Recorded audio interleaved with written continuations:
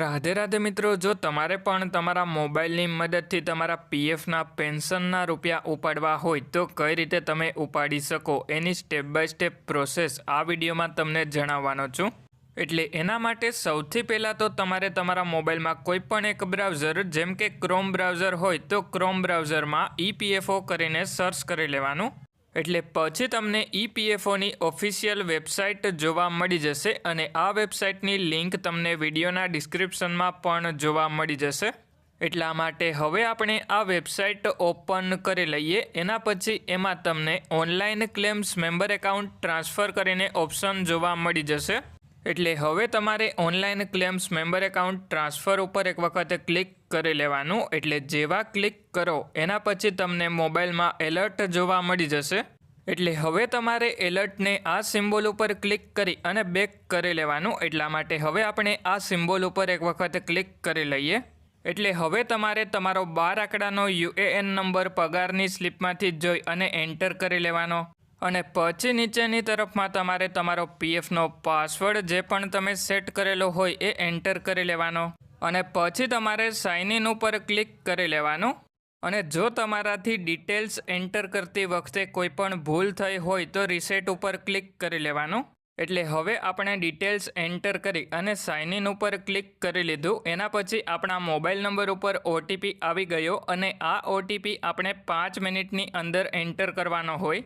એટલે હવે હું OTP એન્ટર કરી લઉં અને પછી નીચેની તરફમાં સબમિટ ઉપર ક્લિક કરી લઉં. એટલે પછી આપણે આપણા PF એકાઉન્ટમાં લોગિન થઈ જશું. એટલા માટે હવે આપણે ઉપરની તરફમાં આ 3 લાઈન ઉપર ક્લિક કરી લેવાનું. અને પછી મેનેજ ઉપર ક્લિક કરી અને KYC ઉપર ક્લિક કરી લેવાનું અને જોઈ લેવાનું કે બેંકની KYC તમે કરી લીધી કે બાકી છે. એટલે જો તમારી KYC થઈ ગઈ હોય તો તમે તમારા PFના પેન્શનના રૂપિયા ઉપાડી શકો. એટલા માટે નીચેની તરફમાં ઓનલાઈન સર્વિસીસ ઉપર ક્લિક કરી અને ક્લેમ ઉપર ક્લિક કરી લેવાનું. અને પછી તમે જે પણ બેંકની KYC PF એકાઉન્ટમાં કરેલી હોય એ બેંક એકાઉન્ટ નંબર એન્ટર કરી અને વેરીફાઈ ઉપર ક્લિક કરી લેવાનું.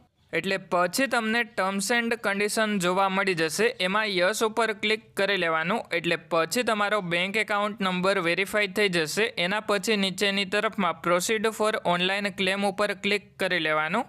અને પછી નીચેની તરફમાં તમારે સિલેક્ટ ક્લેમ ઓપ્શન ઉપર ક્લિક કરી લેવાનું. એટલે પછી તમને એમાં only pension withdrawal form 10C કરીને ઓપ્શન જોવા મળી જશે. એ સિલેક્ટ કરી લેવાનો. અને પછી નીચેની તરફમાં એમ્પ્લોયી એડ્રેસ એટલે કે તમારું એડ્રેસ તમારા આધાર કાર્ડની પાછળથી જોઈ અને એન્ટર કરવાનું. એમાં સૌથી પહેલાં લોકાલિટી અને પછી સ્ટ્રીટમાં સ્ટ્રીટ 1 કરીને એન્ટર કરવાનું. અને પછી સિલેક્ટ સ્ટેટ ઉપર ક્લિક કરી અને તમારું રાજ્ય સિલેક્ટ કરી લેવાનું. અને પછી નીચેની તરફમાં સિલેક્ટ ડિસ્ટ્રિક્ટ ઉપર ક્લિક કરી અને તમારો જિલ્લો સિલેક્ટ કરી લેવાનો. અને પછી નીચેની તરફમાં તમારે સિટી તમારું જે પણ હોય એ એન્ટર કરી અને પછી નીચેની તરફમાં 6 ડિજિટ પિનકોડ એન્ટર કરી લેવાનો. એટલે જેવું તમે એડ્રેસ એન્ટર કરી લ્યો એના પછી નીચેની તરફમાં આવી અને ગેટ મોબાઈલ OTP ઉપર ક્લિક કરી લેવાનું. એટલે પછી તમારા મોબાઈલ નંબર ઉપર OTP આવી જશે. એ OTP તમારે એન્ટર કરી લેવાનો.